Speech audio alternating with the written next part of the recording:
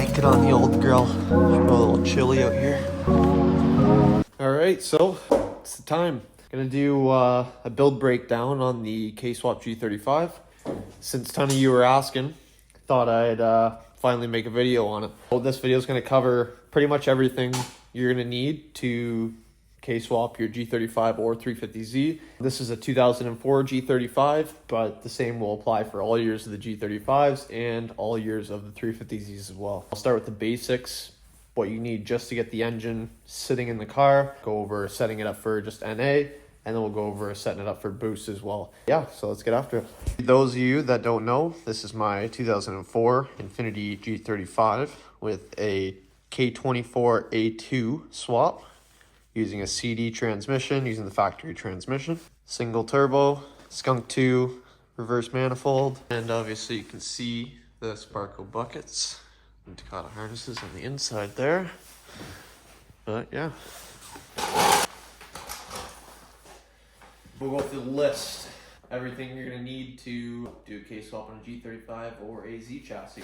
To get started, I'm just gonna go with what I went with. Obviously there's tons of variations of the K-Series motor. To me personally, I think to majority of people, the K24A2 has proven itself to be the best. This here is a 2007 K24A2, supposedly 80,000 kilometers on it.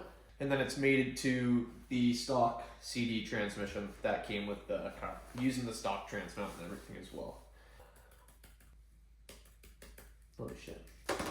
Engine and trans, covered the engine and trans. So to get this motor sitting in here, pretty much like able to put oil in it and whatnot. So to start, you'll need mounts. So for mounts, there is no mount kits or any swap mounts for this car made yet. I had to kind of go about myself there, and we ended up making some mounts. So we went custom engine mounts that are built off of the stock mount, so that it's still using the stock rubber bushing, so it's not as, so you don't get as many vibrations. After the mounts, you're gonna need an oil pan. The stock oil pan will not fit in order for the motor to sit low enough. To start, you're gonna have to notch the subframe. I notched this one out probably about an inch. It's boxed in, all welded and boxed in, and then the oil pan. There is people, like I seen like on the Hoonigan 350Z, when they did the K-Swap, they notched the stock pan. That's totally an option that you can do. For me, myself, I just went ahead and got a completely custom pan made. So I'm using a Track Tough billet flange, custom aluminum oil pan made. So that's how I went about that. Pretty much once you got your mounts, subframes notched, and whatnot, you'll be able to put the engine and transmission in the car. Obviously you need an adapter plate and flywheel to mate the engine to the transmission. So for this I went with the Collins adapter kit. They make a K-Series to CD01, CD09, CD2 transmissions. I got the complete kit that comes with the billet adapter plate and the billet flywheel as well. And it uses a 350Z G35 clutch. So just your standard clutch. There is a twin disc option that you can go with, or just a single disc, but for the amount of torque that this car is going to put down, it'll be totally fine using a single disc clutch. So I've just got a big build list here. It's literally got every single part that I put into the vehicle. So there's a lot of OEM parts, gaskets and whatnot. So I'm just going to read it off. If I get to something that's a little bit more important, I'll pause and take a second on it. We already covered the motor, the custom oil pan, new OEM VTC solenoid, new VTEC solenoid, new GM. So on this harness here, it uses a GM LS1 coolant temperature sensor. So I had to switch over to that, go get an OEM GM sensor from Chevy. New OEM IAT sensor, valve cover gasket, spark plug tube gaskets, throttle body gasket, spark plug. So I went with a NGK BKR9 spark plugs, new exhaust gasket, skunk 2 intake gasket, rear main seal, which sucked because I didn't find that out until after I put the motor in the car, VTEC solenoid gasket, billet coolant port adapter. So this is a big one here. So the billet coolant port adapter. So for this I ran the skunk 2 Ultra Street intake manifold. With this manifold there's a little coolant port that it doesn't utilize. So you'll have to get the adapter for the manifold to either block off that coolant port or to run it somewhere else. So the billet coolant housing, there's a billet coolant housing on the back here. The stock one runs and it points straight towards the firewall. K-Tune makes them and whatnot, and points directly up to the side and stuff towards the back, so it helps you out a lot there. Swivel thermostat housing, also a big one. So you can point the thermostat directly at the front, facing towards your rad, so it's easier to run the rad hose. I went with the Honda aluminum half rad, so it's instead of running the full radiator, I'm just running the half rad, and it's mounted on that side. Just a little easier to run the lines too, and that's really all it needs. It's running a single 12-inch slim fan.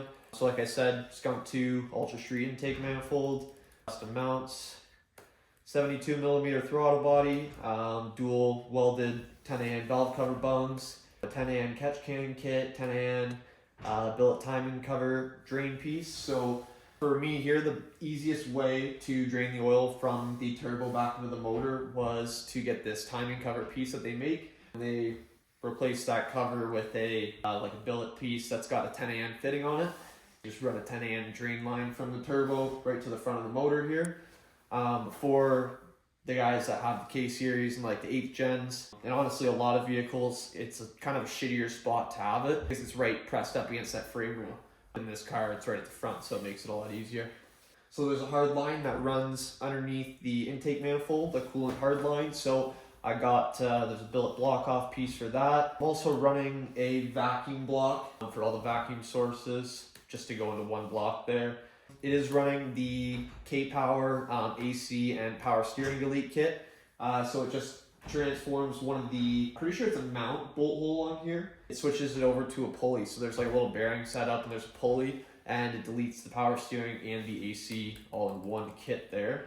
All right, so we'll go over to fuel. So for fuel, I'm using a fuel injector Clinic 2150cc injectors, an inline 6AN fuel filter, full AN feed and return lines, CJM fuel basket kit. So this CJM fuel basket kit is a must if you want to use a return style fuel setup on a G35 or a 350Z, because they don't utilize that from stock. So basically, you have to take out the basket, drill a hole in it, and it's basically an AN fitting that comes with the top, and it allows you to drain fuel back into the stock basket. So sitting in that fuel basket, we got a nice Hellcat 525 fuel pump, and then we also had to throw a fuel pressure regulator up here connected to the rail, because the stock fuel pressure regulators in these cars are built into the basket, and when you do the return line, the CJM kit, it deletes that fuel pressure regulator. And for boost, I went turbo on this. You can go NA. You probably can even go supercharger.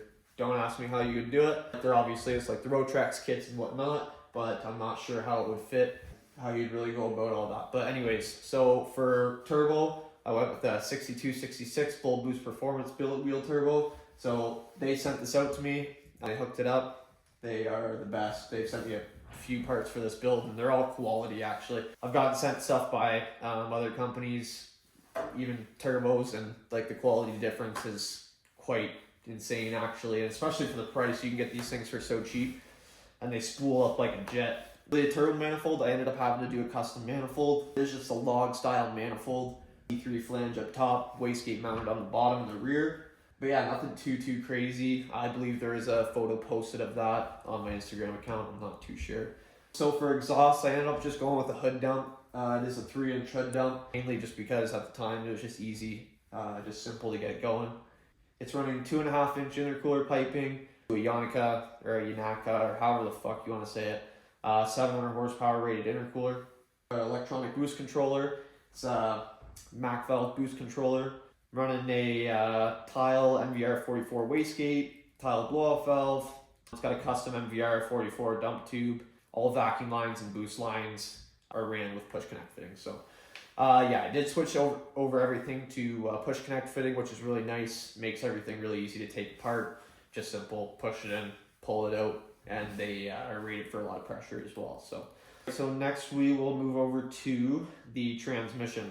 I'm using the stock trans that came with this car. I'm also using a 350Z and G35 clutch. It's a stage 3 exit clutch and pressure plate. I'm using the pressure plate from that as well. Like I said, Collins billet flywheel, new OEM Honda flywheel bolts. When you do this, you do have to use manual Honda flywheel bolts, manual K24 flywheel bolts, because the automatic ones are a bit shorter and it will not work. Collins billet trans adapter, RJM clutch pedal assembly, so that was a big one, a little bit pricey, but definitely a big thing for these Infinitis and the Z's is how shitty the design is on the clutch pedal. So I did a fresh coil throwout bearing, throwout bearing sleeve, clutch fork clips, chromoly pivot ball, slave cylinder, master cylinder, braided steel clutch line, short shifter, a bunch of stuff. And then for wiring, so I went with the Wiring Specialties harness. So it is a custom harness, emailed back and forth with them, changed some things around,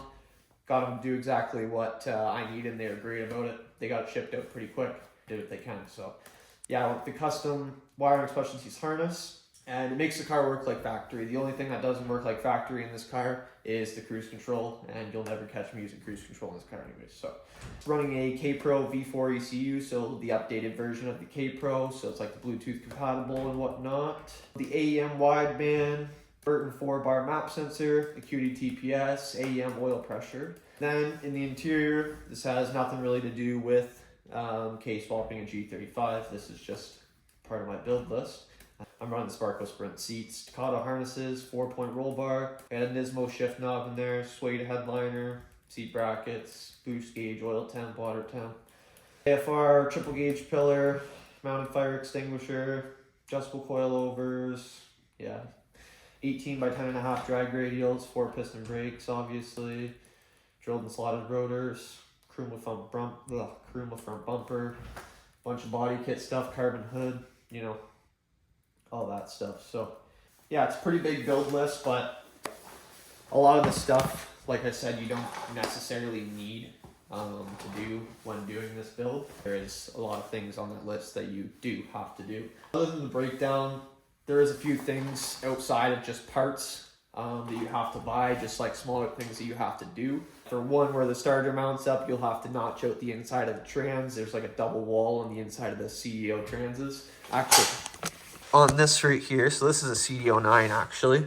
where the starter mounts to, just on the inside wall here, you'll have to notch out this inside wall just to fit the starter in. I believe you do have to grind down the cone on the starter as well, just so it doesn't hit on the inside of the trans here. As far as the build goes, the K24 fits awesome. I think it looks great. There is a certain angle that you have to have the motor seated at, so you have to be a little particular when making the mounts. Soon enough, we will be coming out with a K-swap mount for the 350Z and the G35 chassis. So if you're interested in that, send me a DM and we can talk further on that. I'll work with my fabricator to get that rolling right now. So, but as you can see, it is a pretty tight fit for the turbo on that side. The exhaust side is a lot tighter than the intake manifold side, but that's just the way it works. The way it sits is a little bit crooked towards this way, and it pushes the exhaust really close to that wall. But yeah, gotta do what you gotta do. Everything fits as it sits.